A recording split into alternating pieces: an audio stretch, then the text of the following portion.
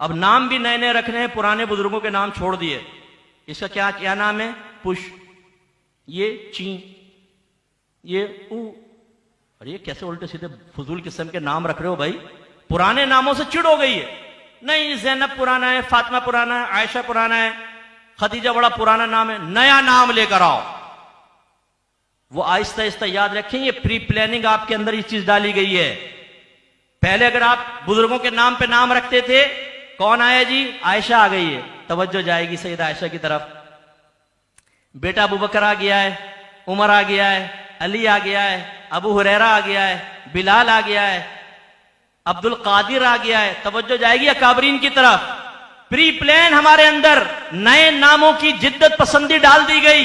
अब कौन आ रहा है जी? अनअमता आ गई है, अलिशबा आ गई है? लिंता आ गई, लिंता। मेरे मालिक, ये ग्रामर अगर आपने पढ़ी हो तो आप हंस हंस के लोटपोट हो जाओ, बेवकूफो।